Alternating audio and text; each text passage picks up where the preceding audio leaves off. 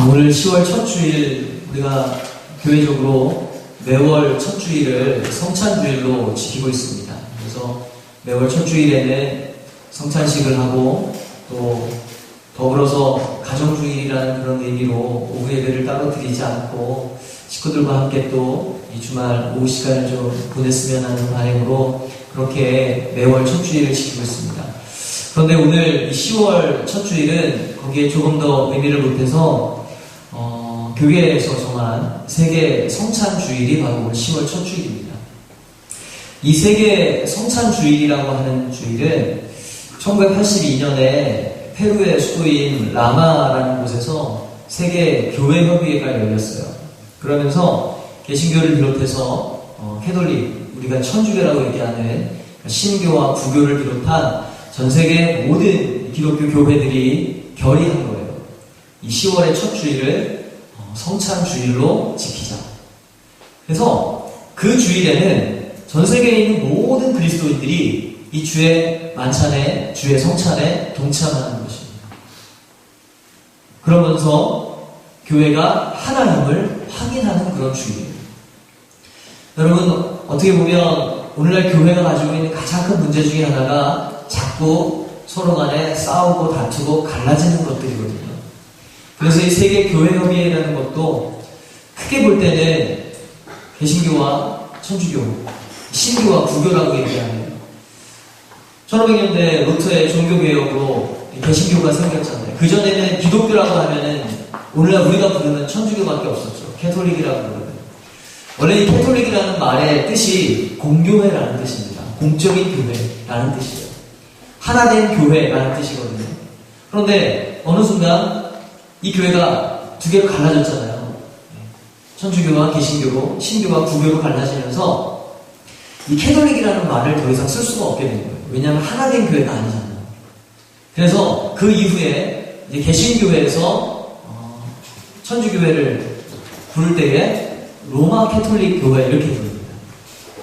그러니까 로마를 중심으로 한 서방교회라는 그런 이름으로 불리기 시작을 했어요. 어찌됐건 간에 그렇게 갈라지고 또 개신교 안에서도 루터의 종교개혁 이후로 칼빈이라는 사람이 나타나서 오늘날 우리가 부르는 장로교회를 세우고 웨슬리라는 사람이 나타나서 감리교회를 세우고 또 그 안에서도 무슨 성결교회니 순복음이니 각가지의 교단과 교파들이 나눠지고 한국교회 같은 경우는 일제시대를 지나면서 신사참배 문제로 인해서 교단이 갈라지기 시작을 해서 오늘날 장로교회라는 대한예수교 장로회라는 이름을 가지고 있는 교단이 한 80개 정도 됩니다.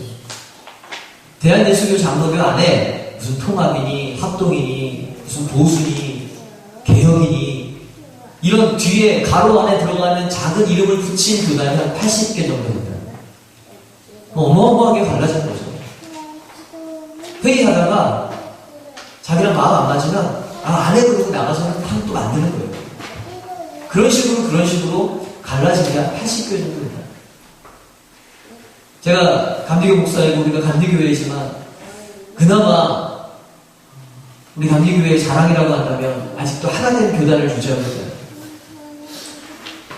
다투고 갈라져서 싸워서 나눠진 이유들이 분명히 많이 있었음에도 불구하고 아직까지 그 하나됨을 지키고 있다는 게 그래도 감리교회에 소망이 있고 감리교가 아직도 그래도 정통성을 유지하고 있는 하나의 힘이라고 생각이 되어집니다.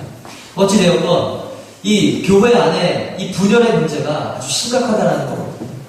그런데 오늘 이 성찬주일에 우리가 회복해야 될 것이 뭐냐면 그 하나 되는 문제예요. 어떤 교회건 캐톨릭이건 아니면 우리 개신교회건 미국에 있는 교회건 한국에 있는 교회건 저 어디 아프리카에 있는 교회건 오늘 이 매년의 10월 첫 주일에는 함께 주의 만찬에 참여하면서 주의 성찬에 참여하면서 우리가 그리스도인임을 고백하면서 교회가 하나됨을 기억하고 회복하는 그런 날이 바로 오늘 주일임을 기억하시기를 소망합니다. 여러분, 교회가 특별히 주의 성찬을 통해서 우리가 기억해야 될 건 뭐냐 하면 우리는 하나라는 거예요. 예수 안에서 우리는 하나다라는 겁니다. 그것을 우리가 거룩한 공교회라고 사도신경에서 매 예배 때마다 고백하는 거예요. 여러분, 우리가 오늘도 예배 시작하면서 우리가 사도신경을 고백했잖아요.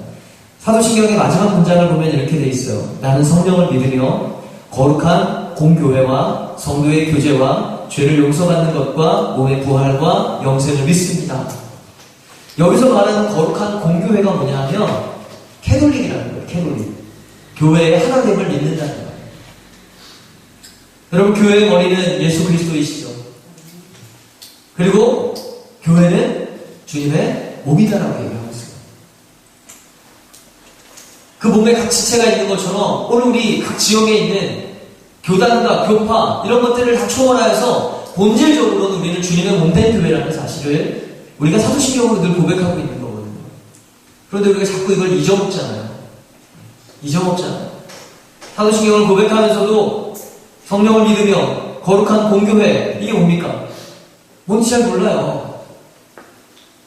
사도신경을 문자 그대로 제대로 풀어서 이야기를 하면요, 나는 성령을 믿으며, 나는 거룩한 공교회를 믿으며, 나는 성도의 교제를 믿으며, 죄를 용서받는 것을 믿으며, 몸의 부활을 믿으며, 영생을 믿습니다 라고 고백하는 거거든요. 그러니까 우리가 믿는 바가 거룩한 공교회를 믿는다라고 얘기하는데, 그 공교회라는 말은 교회가 그리스도의 몸으로서 하나임을 믿는다라는 고백이거든요. 근데 우리가 정말 그렇게 신앙생활을 하고 있는가? 우리 교회와 옆에 있는 교회가 하나된 교회임을 믿는가? 안 그렇잖아요. 옆에 있는 교회는 우리 교회 부흥의 가장 큰 걸림돌이잖아요. 그렇게 우리가 믿고 있지 않습니까? 그렇게 고백하지 않습니까? 옆에 교회가 부흥하면 그 옆에 있는 교회 목사님이 가장 배 아파하고 속상해한다는 얘기가 있잖아요. 거룩한 공교회가 아닌 거잖아요. 여러분, 이것을 우리가 극복하기 위해서 이런 세계 성찬주의와 같은 이런 하나의 기념을 하는 일들을 만들어낸 거예요. 자, 그렇다면 여러분, 오늘 우리가 이 성찬을 통해서 어떻게 우리가 하나됨을 회복할 수 있을까? 도대체 성찬이 주는 의미가 뭐길래 이것을 통해서 교회의 하나됨을 회복할 수 있을까?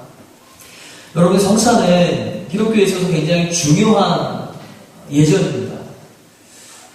기독교 교회에 성예, 거룩한 예전이라고 부르는 것이 두 가지가 있는데, 하나가 세례고 하나가 성찬이에요. 물론 천주교에는 예전이 좀 더 많이 있어요. 한 7개 정도의 예전이 있다고 얘기해요. 그런데 개신교회는 나머지 예전들은 다 그냥 기념식 정도의 의미를 있지만, 예를 들면 뭐 결혼식도 목사가 주례를 하잖아요. 장례식, 아니면 무슨 아이가 태어났을 때의 뭐 이런 출생의 예식이라든가 뭐 이런 것들, 기념하는 의미이고 나름의 의미를 부여하는 것이지만, 이것이 교회에서 성경이 말하는 전통적인 성례는 아니다라는 거거든요. 그러면 성경이 말하는 우리가 반드시 지키고 그 의미를 기억해야 될 성례는 뭐냐? 세례와 성찬 두 가지예요. 세례의 의미는 우리가 다 알고 있죠. 내가 공개적으로 하나님을 믿고 예수님의 제자로서 내가 거듭난 삶을 살겠습니다. 내가 이제는 예수님을 믿는 하나님의 자녀입니다라고 공개적으로 선언하는 거잖아요. 믿음을 고백하고 교인들 앞에서 내가 이제는 정말 주님의 제자입니다라는 고백을 선포하는 자리이거든요. 성찬은 우리가 뭐 매달마다 이 성찬을 했기 때문에 여러분이 나름대로 기억들을 하시겠지만, 이 성찬은 주님과 내가 하나 되는 어떤 그런 하나의 예전이죠. 그래서 여러분, 캐톨릭은 이 성찬을 굉장히 중요하게 여깁니다. 천주교회는요. 천주교회에서는 이 성찬을 받을 때 아무나 받을 수 없죠. 오직 세례를 받은 사람들만 성찬에 참여할 수 있습니다. 얼마 전에 지난주죠. 경찰이하고 얘기를 하는데 이제 성찬에 관해서 묻더라고요. 성찬은 세례받는 사람만 받을 수 있는 거 아니냐고. 제가 보니까 경찬이가 몇 달 동안 계속 성찬에 참여를 안 하는 거예요. 혼자 앉아있더라고요. 다 나오는데. 제가 왜 안 나올까? 속으로만 궁금하다가 물어봤어요. 너 왜 성찬 안 하냐 했더니, 세례받는 사람만 받을 수 있는 거 아니에요? 그런 거예요. 세례를 안 받았다 그래서 자기 딴에는 난 아직 자격이 안 된다라고 생각을 했던 것 같아요. 개신교회는 여기에 대해서 조금 자유합니다. 그래서 교회마다 나름의 전통들을 만들어가고 있는데, 천주교회는 굉장히 엄격해요.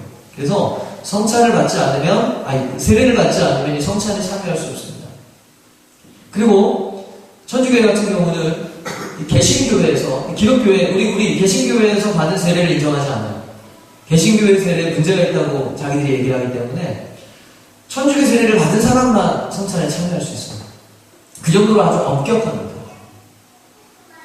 그리고 천주교에서 말하는 이 성찬에 특별히 우리가 먹고 마시는 이 떡과 잔을 들 때에 화채설이라 그래가지고 성찬식이 진행이 되면서 이 빵이 그리스도의 몸으로 바뀌는 거예요. 이 포도주가 그리스도의 피로 바뀌는 거예요. 그래서 정말로 우리는 의미를 부여하지만 천주교회는 이게 진짜 주님의 몸이에요. 그렇게 믿는 거예요. 그게 화채설입니다. 그래서 얼마 전에 여성 단체에서 시위를 하면서 성체 훼손 논란이 있었어요. 캐톨릭 교회에서, 천주교회에서 이 성찬을 증례할 때에 그 성찬 그걸 받아가지고 안 먹고 가지고 나와가지고는요, 거기다 불을 붙이고 그걸 찢어가지고는 인터넷에 인증사진을 올렸어요. 근데 천주교에서 한번 난리가 났었어요. 천주교에 있어서 이 성체 훼손은 굉장히 심각한 죄거든요. 흔히 얘기하는 신성고독 같은 거예요. 왜냐하면 진짜 예수님의 몸이라고 자기들이 믿기 때문에. 성찬식을 진행하는 동안에 이게 변화된다라고 믿는 거예요. 그게 11세기 1200년대부터 이런 학설이 만들어지기 시작을 해서 1215년에 우리로 얘기하는 무슨 연회나 이런 총회 같은 공회에서 이것을 정식 교리로 확정됐어요. 그래서 그 이후로 천주교에서 진행하는 모든 예배의 성찬은 그 성찬에 쓰여지는 모든 이 떡과 잔은 실제로 예수님의 몸과 피가 섞여 있다라고 그들이 믿어요. 지금도 그렇게 믿고 있어요. 물론 개신교회에서는 그걸 그대로 받아들이지 않습니다. 거기에 의미를 조금 우리가 갖는 것이죠. 그런데 어찌되었건 성찬이 그만큼 중요한 예전이라는 사실이에요. 큰 의미가 있고 아주 중요한 예전이라는 사실이죠. 왜 이 예전이 이렇게 중요해졌는가? 오늘 우리가 읽은 본문의 말씀은 신약 성경 안에서 이 성찬에 대해서 아주 자세하게 다루고 있는 거의 유일한 본문이에요. 그러니까 실제로 복음서를 보면 예수님께서 십자가에서 죽으시기 전날 밤 마가의 다락방에서 제자들과 함께 최후의 만찬이라고 불리우는 그 마지막 저녁 식사를 같이 하시죠. 그 식사 자리에서 제자들의 발을 손수 닦으시면서 성gin의 본을 보여주시기도 하셨고요. 그리고 그 순간에 예수님께서 드시던 빵을 들고는 축사를 하시고 기도하신 거죠. 이제 축복 기도를 하시고는 이것은 너희를 위해 내어주는 나의 몸이다. 오늘 우리가 읽은 본문 23절 이하의 말씀 속에서도 그 말씀이 그대로 인용되어져 있죠. 24절을 보니까요. 23절부터 한번 볼까요? 같이 한번 읽어보시겠습니다. 23절 24절입니다. 시작. 내가 너희에게 전한 것은 주께 받은 것이니 곧 주 예수께서 잡히시던 밤에 떡을 가지사 축사하시고 떼어 이르시되 이것은 너희를 위하는 내 몸이니 이것을 행하여 나를 기념하라 하시고. 아멘. 예수님께서 식사하시다가 빵을 드시고 빵을 이렇게 손에 들고는 기도하신 거예요. 축복 기도를 하시고 나서는 제자들에게 나누시면서 하시는 이야기가 이것은 너희를 위해 내어주는 나의 몸이다. 이것을 먹을 때마다 나를 기념하라. 그리고 조금 위에 25절에 보니까 식후에라고 얘기하죠. 식후에. 밥 먹는 중이었잖아요. 식사하는 중이었으니까 빵을 드시고는 그렇게 기도하시고 나눠주신 다음에 이제 제자들이 다 먹을 때까지 기다리셨던 것 같아요. 식후에 25절 같이 했습니다. 시작. 식후에 또한 그와 같이 잔을 가지시고 이르시되 이 잔은 내 피로 세우는 새 언약이니 이것을 행하여 마실 때마다 나를 기념하라 하셨으니. 아멘. 잔을 드시고, 이 잔은 뭡니까? 포도주가 담겨있는 잔이에요. 유대인들이 식사할 때 늘 물 대신 이 포도주를 옆에 두고 마셨기 때문에 마치 그냥 밥상에 있는 물잔 같은 거예요. 그런데 그 잔에 담겨있는 포도주가 빨간색, 마치 우리의 피와 같은 어떤 그런 느낌이 있잖아요. 그러니까 예수님께서 그것을 드시고는 이것은 너희를 위해 내어주는 나의 피로 세운 새 언약이다. 그게 뭡니까? 예수님의 그 십자가의 보혈로 우리의 모든 죄가 다 사함을 받고 하나님의 자녀가 된다는 그 복음을 얘기하는 거죠. 그 보혈을 얘기하는 거죠. 그 피로 얘기하신 거예요. 그래서 이것을 마실 때마다 나를 기념하라 라고 말씀하셨어요. 이게 바로 성찬의 제정입니다. 성찬이 이렇게 의미를 가지고 시작이 되어졌다는 얘기예요. 그래서 바울은 26절의 말씀에 보니까요. 같이 읽습니다. 시작. 너희가 이 떡을 먹으며 이 잔을 마실 때마다 주의 죽으심을 그가 오실 때까지 전하는 것이니라. 아멘. 이제 우리가 행하는 성찬의 의미는 이 떡을 먹고 이 잔을 마심으로 주님의 죽으심을 우리를 위해서 자신의 몸과 피를 내어 주심으로 우리를 구원하시고 우리에게 영생을 주신 그 주님의 십자가의 죽음의 의미를 전하는 것이다. 증거하는 것이다. 기억하고 그것을 행하는 것이다 라고 말씀하고 있습니다. 이게 바로 성찬입니다. 그런데 초대교회 때부터 이 성찬이 여러 가지 문제들을 유발하고 교회 안에 오해들을 일으키는 일들이 있었다. 특별히 고린도 교회 안에서 이 성찬과 관련되어져서 문제가 있었는데 뭐냐 하면 17절 이하의 말씀에 내가 명하는 이 일에 너희를 칭찬하지 아니하노니 이는 너희의 모임이 유익이 못되고 도리어 해로움이라 라고 말하죠. 고린도 교회가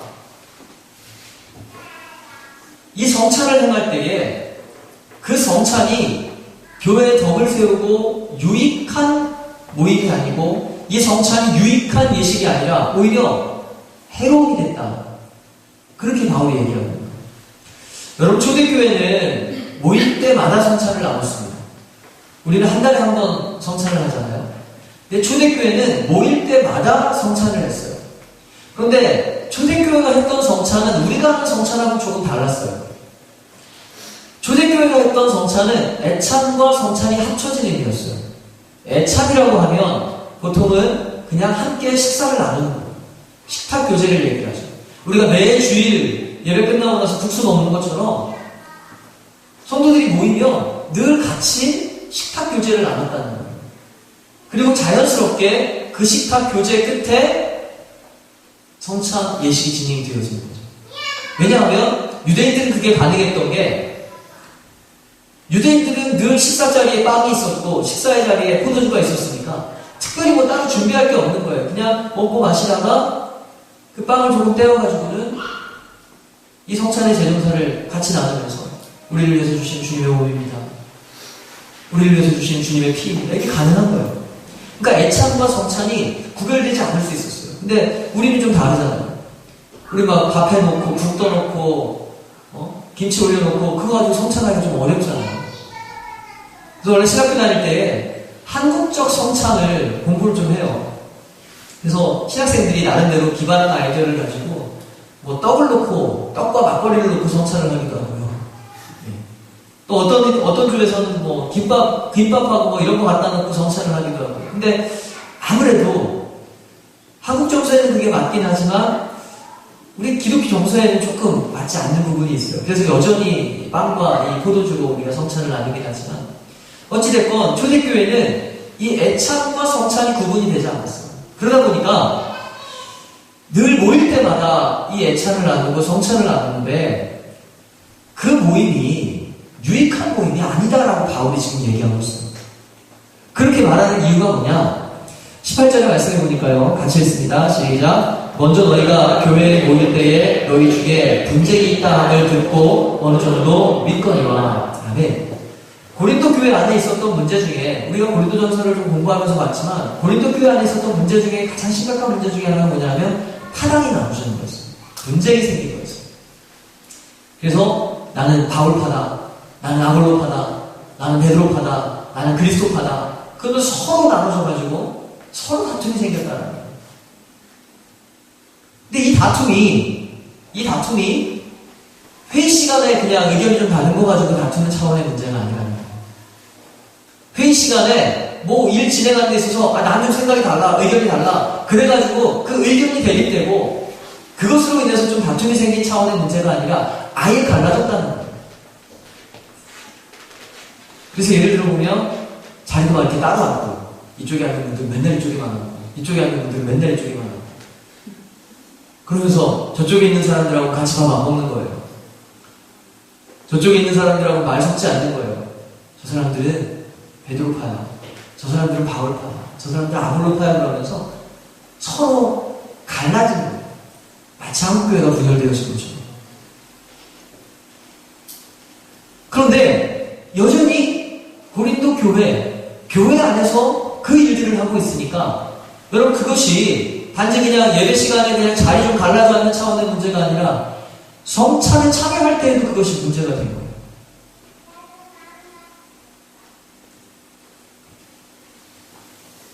이 20절의 말씀해 보니까요. 그런즉 너희가 함께 모여서 주의 만찬을 먹을 수 없으니 라고 얘기해요. 주의 만찬을 먹을 수 함께 주의 만찬을 먹을 수 없으니 이 의미가 어떤 건지가 21절은 좀 더 구체적으로 나오는데요. 같이 읽습니다. 시작. 이는 먹을 때에 각각 자기의 만찬을 먼저 갖다 먹음으로 어떤 사람은 시장하고 어떤 사람은 취함이라. 아멘. 자, 초대교회가 이 예배 가운데 애찬을 나눌 때에 했던 방식 중에 하나가 뭐냐면 지금처럼 뭐 주방이 따로 있어가지고 교회 주방에서 여성교회 회원들이 음식을 준비해가지고 오는 사람들을 대접한 이런 시스템이 아닌 거예요. 각자 자기가 음식을 조금씩 준비해갖고 오는 거예요. 그래서 마치 뷔페처럼 이렇게 쭉 차려놓고는 자기가 필요한 만큼 갖다 먹는 그런 시스템인 거죠. 근데 이는 먹을 때에 각각 자기의 만찬을 먼저 갖다 먹음으로 라고 얘기하죠. 먼저 갖다 먹음으로 어떤 사람은 시장하고 어떤 사람은 취함이라. 초대교회의 구성을 보면 고린도 교회의 구성을 보면 교회 안에 다양한 사람들이 모였습니다. 유대인도 있었고요. 이방인도 있었고요. 또 거기에는 자유인이라고 불리는 좀 우리식으로 얘기하면 좀 부유한 사람들, 넉넉한 사람들도 있었고요. 가난하고 어려운 사람들도 있었어요. 특별히 그 가난하고 어려운 계층에 속한 사람들의 직업이 뭐냐면 종과 노예들이에요. 그러니까 자기가 좀 부유해서 종을 부리고 노예를 부리는 사람들 같은 경우는 일찍 모이는 거예요. 근데 종이나 노예들은 주인의 뒤치다거리 다 해주고 자기 일 다 마치고 모이다 보니까 늦게 모이는 거예요. 근데 문제가 어디 있느냐? 먼저 모인 사람들이 우리 먼저 왔으니까 우리끼리 먼저 시작하지? 그리고는 자기들끼리 음식을 갖다 먹는 거예요. 그러니까 먼저 온 사람들은 실컷 먹고 배부르고 또 포도주도 실컷 먹고 심지어는 술에 취하는 사람들도 생기고요. 늦게 온 사람들은 음식이 부족하여서 먹지 못해서 배고픈 그런 현상들이 나타나기 시작합니다. 그게 바로 21절의 말씀이에요. 먼저 갖다 먹은 거 어떤 사람들은 시장하고 어떤 사람은 취했다. 어떻게 보면 뒤에 늦게 온 사람들이 진짜 도움을 필요로 하는 사람들이고 진짜 위로가 필요한 사람들이고 예배 가운데 좀 힘을 얻어야 될 사람들인데 그들이 교회에 와서도 여전히 소외당하고 교회에 와서도 여전히 그들이 어려운 가운데 처하는 그런 현상들이 나타나는 거죠. 바울은 이것에 대해서 아주 냉철하게 지적을 합니다. 22절의 말씀에 보니까요. 같이 읽습니다. 시작. 너희가 먹고 마실 집이 없느냐? 너희가 하나님의 교회를 업신여기고 빈궁한 자들을 부끄럽게 하느냐? 내가 너희에게 무슨 말을 하냐? 너희를 칭찬하냐? 이것으로 칭찬하지 않노라. 아멘. 먹을 데가 없어가지고 여기 와가지고 그렇게 먹냐? 하는 얘기예요. 집에 음식이 없어가지고 여기 와서 그렇게 먹냐?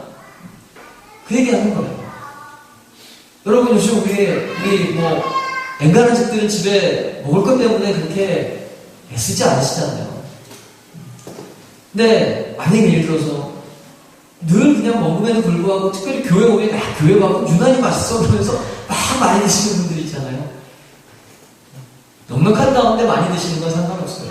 근데 만약에 뒷사람을 배려하지 않고 내가 너무 먹어가지고 뒤에 늦게 오신 분들이나 좀 사역하시던 분들이 봉사하시는 분들이 먹을 게 없어서 음식을 못 먹는다? 이런 일들이 지금 벌어지고 있는 거예요. 그러면서 바울은요, 그 일들을 지적을 하면서 23절 이하에서 성찬이 뭐냐에 대해서 얘기합니다. 성찬이 뭐냐 도대체. 오늘 우리가 모일 때마다 이 성찬을 하는데 도대체 성찬이 뭐냐, 그 본질적인 의미부터 다시 한번 생각을 해보자 라고 얘기하면서 처음 예수님께서 성찬을 제정하실 때 그 이야기를 하는 거예요. 우리가 아까도 23절 이하의 말씀을 읽었지만 여러분, 성찬이 뭡니까 도대체? 성찬은요, 예수님께서 우리를 구원하시기 위해서, 우리를 죄 가운데서 살리시기 위해서 자신의 몸을 내어주시고 자신의 피를 내어주신 사건이 바로 그것을 기념하는 것이 성찬이라는 사실이에요. 성찬은 한마디로 얘기하면 예수님의 희생을 기억하는 그 행위가 바로 성찬이잖아요. 예수님께서 우리를 위해서 그 몸을 내어주시며 마치 우리가 성찬 가운데 빵을 찢어 먹듯이 예수님의 그 온몸이 갈갈이 찢겨져서 각 사람에게 생명으로 주어진 것이 바로 성찬이잖아요. 십자가 위에서 예수님께서 그 피 한 방울, 물 한 방울까지 다 쏟으셨다는 것처럼 그 피를 우리에게 나눠주심으로 우리를 살리신 그것이 성찬이잖아요. 그러면 성찬은 뭐냐 하면 희생이고 섬김이고 사랑이고 배려예요. 성찬은 왜 하냐? 예수님께서 왜 이것을 기억하고 왜 이것을 기념하라고 얘기했느냐? 이것을 먹을 때마다 나의 십자가의 죽음을 생각하면서 너희도 그와 같은 삶을 살아라라고 얘기하는 거예요. 우리가 성찬을 통해서 다른 거 아니에요. 이거 예수님이 몸이면 어떻고 몸이 아니면 어때요? 이게 진짜 몸이면 어떻고 아니면 그냥 빵이면 어때요? 이게 진짜 피면 어떻고 그냥 포도주면 어떠냐는 거예요. 중요한 게 뭡니까? 이것을 먹고 마실 때마다 내가 그것을 기억하고 기념하면서 나도 예수님처럼 살아야겠다라는 고백과 결단이 있어야 되는 거거든요. 성찬은 그래서 하는 거예요. 매월 첫 주일에 우리가 성찬을 진행하는 이유가 뭡니까? 새로운 한 달을 살아갈 때에 내가 다시 한번 주님의 그 십자가의 사랑을 기억하면서 그 사랑을 힘입어서 나도 주님처럼 살겠습니다. 주님이 지금도 나와 함께 하심을 믿으며 나도 주님처럼 살겠습니다. 그렇게 고백하면서 한 달을 시작하는 거거든요. 그런데 고린도 교회 안에서 행해졌던 성찬은 뭡니까? 이 의미가 다 없어져 버립니다.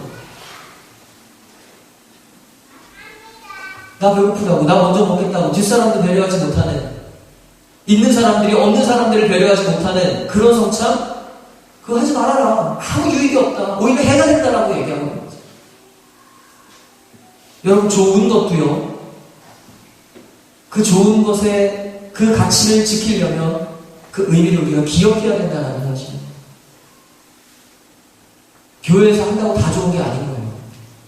이것을 왜 해야 되는지, 어떻게 해야 되는지를 우리가 늘 생각하지 않으면 교회에서 행하는 일들도, 성경에 기록되어진 것들도 안 좋을 수 있다는 거예요. 무익하고 우리가 해가 될 수 있다는 것을 오늘 바울은 얘기하고 있는 것입니다. 그렇기 때문에요, 바울은 이 성찬의 의미를 이야기하면서 27절에서 이렇게 얘기하죠. 같이 읽습니다. 그러므로 누구든지 주의 떡이나 잔을 합당하지 않게 먹고 마시는 자는 주의 몸과 피에 대하여 죄를 짓는 것이니라. 아멘. 아멘. 이것이 그냥 단지 의미가 없는 일, 그 정도 수준이 아니라 오히려 너희가 죄가 될 수 있다는 거예요. 죄가 될 수 있다.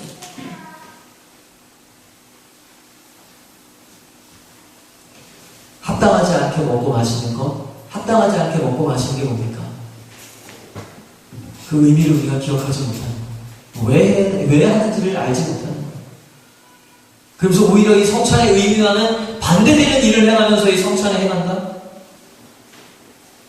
내 욕심 채우기 위해서 다른 사람을 배려하지 못하고, 하기 위해서 다른 사람의 마음을 아프게 하고, 가난한 자들 오히려 부끄럽게 만드는 그 일들을 하면서 성찬에 참여할 때에 그것이 오히려 주님의 몸과 피에 대하여 죄를 짓는 것이다.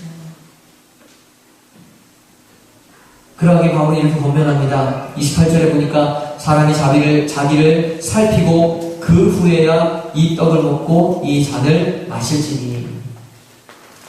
자기를 먼저 살피라는 거예요. 바울은 이 이야기에 이 성찬에 관련된 논쟁에 있어서 고린도 교회 안에 있었던 이 문제를 해결할 수 있는 그 해결책을 제시하는데, 오늘 28절의 말씀 속에서 자기를 살피고 그 후에야 이 떡을 먹고 이 잔을 마셔라 라고 얘기하면서 이것이 구체적으로 어떻게 행해져야 되는지 아주 실제적인 실천 방법을 얘기하는데, 33절의 말씀에 보니까요, 같이 읽습니다. 시작. 그런즉 내 형제들아, 먹으러 모일 때에 서로 기다리라. 아멘. 답은 간단해요. 기다리라는 거였어요. 기다려. 다 모일 때까지 기다려. 여러분, 사랑이 뭐고 배려가 뭡니까? 기다려주는 것이다. 나는 기다려주는 것이다. 밥 먹을 때 내가 배고파 미칠 것 같지만 옆 사람 올 때까지 기다려주는 거. 내가 급하지만 옆 사람 기다려주는 거. 그게 사랑이고, 그게 배려고, 그게 바로 예수님께서 우리를 위해서 자신의 몸과 피를 내어주신 그 성찬의 의미를 회복하는 일이다라고 말씀하고 있는 것입니다.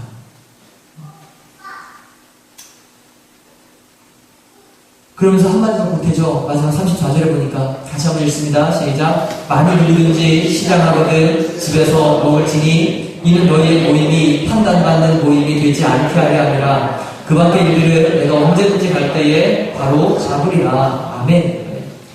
참 배가 많이 고픈 사람은 미리 먹고 와라. 미리 먹고 와라. 기다리기 힘들거든. 미리 먹고 와라. 집에서 먹고 와라. 그렇게 해서 너희의 모임이 판단받는 모임, 흠이 없는 모임이 되기를 내가 원한다라고 말합니다. 사랑하는 성도 여러분, 오늘 우리가 매달 첫 주일에 성찬의 예식을 진행을 하는데, 여러분이 성찬의 의미를 어떻게 알고 또 어떻게 이 성찬에 참여하고 그리고 그 이후에 한 달을 어떻게 살아가고 계십니까? 말씀 중에도 나누었지만 여러분, 성찬은 정말 희생이에요. 주님의 희생을 기억하는 거예요. 그래서 우리도 그렇게 살겠습니다라고 고백하고 결단하는 거예요. 그리고 또 하나의 의미를 보태자라면 주님의 살과 피를 내가 먹고 마신다라는 거잖아요. 먹고 마신다라는 것은 그것을 통해서 내가 힘을 얻기도 하고요. 또 그것을 통해서 우리가 기억할 때에 주님께서 내 안에 나와 함께 하신다라는 것을 우리가 기억하는 거예요.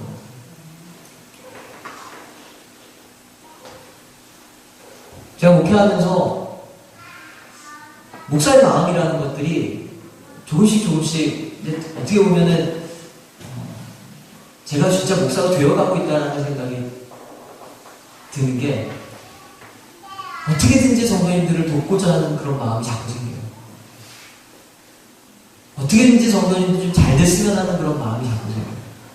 그래서 만약에 제가 밥 한 끼를 대접을 해가지고 그 식사를 같이 하면서 그분이 위로를 받고 힘을 얻을 수 있다면 얼마든지 밥을 살 수 있어요. 만약에 제가 목사로서 여러분을 위해서 기도할 때에 제가 손 얹고 기도해가지고 여러분의 병이 낫는다? 언제든지 기도할 수 있죠. 언제든지 그렇게 해드리기를 원합니다. 만약에 제가 같이 차를 한잔 마시면서 이야기를 하면서 그 이야기를 통해서 여러분의 마음에 어떤 답을 찾고 여러분의 마음에 힘을 얻는다? 그럼 언제든지 오케이. 언제든지 차 한 잔을 마실 수 있는. 만약에 어디 병원을 급하게 가야 되는데 혼자 가기 어려움이 있다? 언제든지 제가 모시고 갈 수 있어요.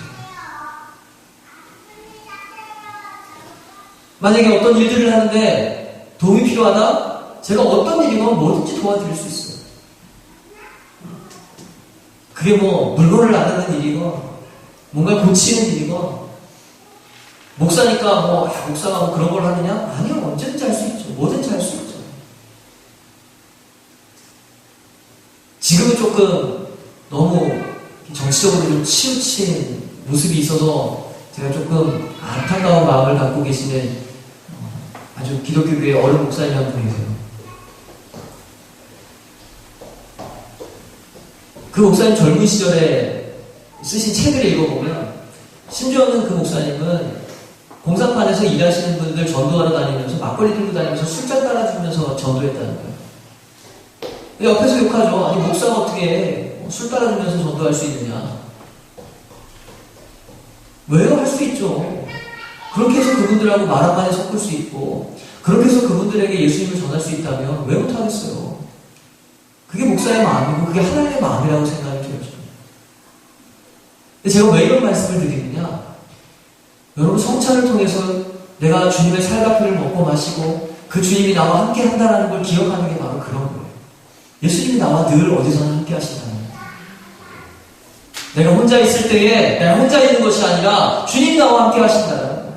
내가 울고 있을 때에 내가 혼자 울고 있는 게 아니라 그 자리에 주님이 나와 같이 울고 계시고 내 눈물 닦아주신다는 거예요.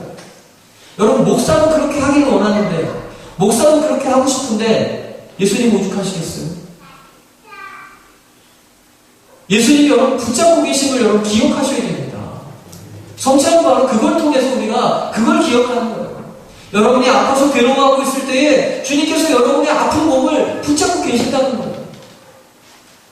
여러분이 어릴 때 아프면 엄마가 밤새도록 간호하는 그런 기억들이 있으시잖아요.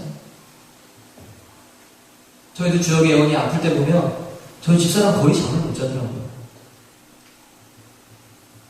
저는 자요. 새벽 기도 해야 되니까. 저는 자요. 저는 자는데요. 집사람은 거의 밤새 잠을 못 자요.